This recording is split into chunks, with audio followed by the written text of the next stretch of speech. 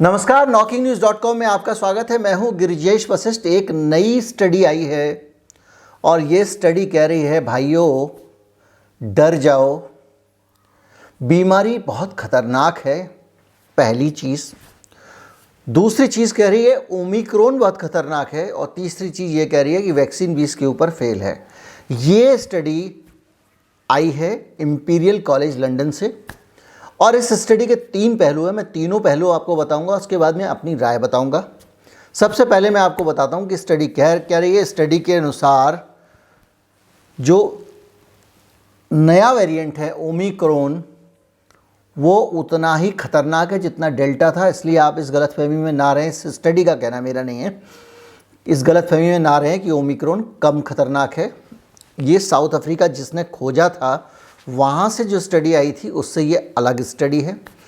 पूरी दुनिया में अभी तक ये माना जाता है कि ओमिक्रॉन खतरनाक नहीं है, लेकिन ये स्टडी कह रही है कि ये उतना ही खतरनाक है। इन्होंने क्या किया ये पता करने के लिए, इन्होंने ये किया कि 2 लाख जो लोग डेल्टा वाले संक्रमित थे उनके मुकाबले 11,329 ये ओमिक्रॉन वाले हैं, इनकी तुलना की गई और ये बताया गया जो मरीज अस्पतालों में भर्ती हुए थे उनकी संख्या मिलाकर कि ये भी उतनी ही खतरनाक है जितना वो था। अब ये अलग बात है कि भाई अभी तक कोई भी ऐसा अनहैपनिंग वाला जो जिसको कहते हैं 2 मामलों को छोड़ दें तो किसी की मौत की खबर तो आई नहीं है और 2 मामलों की सच्चाई में हर वीडियो में आपको बताता हूँ।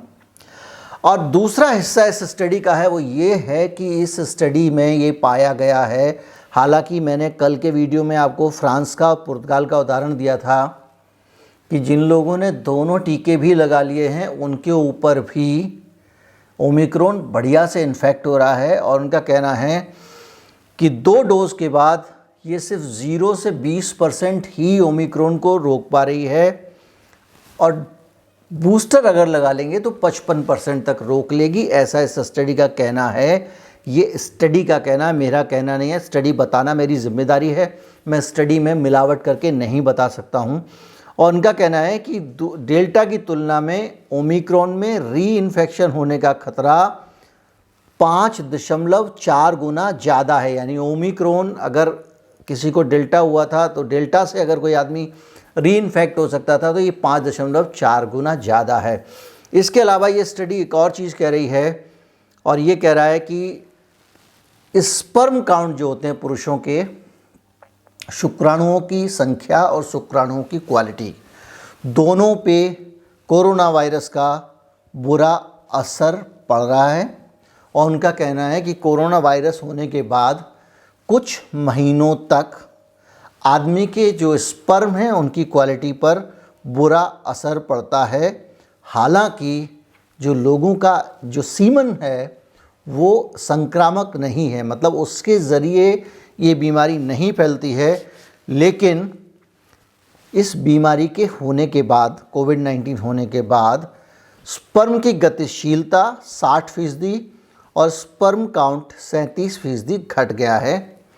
और ये स्टेरिलिटी और फर्टिलिटी नाम की एक पत्रिका है उसमें छपा है और ये कह रहा है कि इसका स्पर्म की क्वालिटी से कोई कुल मिला के इनका सीधे सरल शब्दों में समझ लें कि कुछ महीने अगर आपको कोविड हो गया है तो कुछ महीने तक आपको हो सकता है कि आप बच्चे पैदा ना कर पाएँ कुछ महीने के लिए, लेकिन बाकी चीज़ें सामान्य रहेंगी। लेकिन अगर आप बच्चे पैदा नहीं कर पाएंगे उसके बाद वे सामान्य हो जाएंगे, ऐसा इस स्टडी का कहना है। अब बात यह है कि अब जो ये स्टडी है इसमें मैं अपनी राय बताता हूँ। मेरा मानना यह है कि स्टडी कुछ महत्वपूर्ण बिंदुओं पर मौन है, कुछ कह नहीं रही है। पहली चीज़, जो नेचुरल इम्यूनिटी हुई है लोगों को, जो पहली और दूसरी लहर में, तीसरी लहर में या किसी भी वेरिएंट से एक बार इन्फेक्शन हो गया है, उन लोगों के ऊपर क्या ओमिक्रॉन दोबारा इन्फेक्शन कर रहा है, पहली चीज़।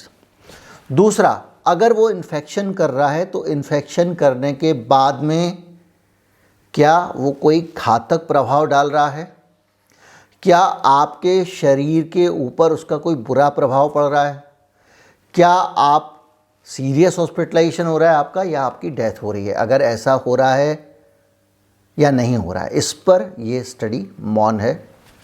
ये स्टडी ये नहीं बता रही है कि अगर ये संक्रमण उतना ही हो रहा है, डेल्टा के बराबर ही खतरनाक है, तो इस संक्रमण के कारण फैटेलिटी होंगी या नहीं होंगी, इस बारे में इस स्टडी ने कुछ नहीं बताया है।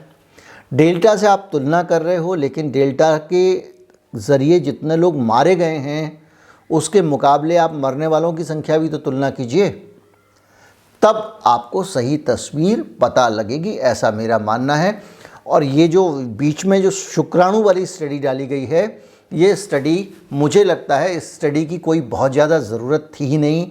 इसको इस तरह से पब्लिक प्लेटफॉर्म में लाने से कोई बहुत ज़्यादा जानकारी मिलने वाली नहीं है। किसी भी बीमारी के बाद में कुछ टेम्परेरी परिवर्तन आदमी के शरीर में होते हैं, उनमें से एक परिवर्तन ये भी है, जब आप कुछ भी कह रहे हो, खुद ही कह रहे हो कि कुछ हफ्ते के बाद ये वापस चला जाएगा, तो इसको लाने की ज़रूरत क्या थी? क्या आप कोरोना वायरस चाहते हैं? कोरोना वायरस का खौफ बना रहे, लोगों को लगे अरे हमारे अंदर नपुंसकता आ जाएगी अगर हमको कोरोना हो गया तो। जब आपके अंदर ये विचार आता है तो कोरोना से कैसे बचें, ये विचार आता है। और जब ये विचार आता है कोरोना से कैसे बचें, तो अगले ही पल ये विचार भी आता है ये काम बहुत कह रही है सरकार, कर लिया जाए। हो सकता है वो कनेक्शन हो, लेकिन मुझे जो है इसमें सबसे ज़्यादा इम्पॉर्टेंट चीज़ ये लग रही है, वो ये लग रही है कि टीकों का जो इन्फेक्शन है उसको ये क्रॉस कर रहा है।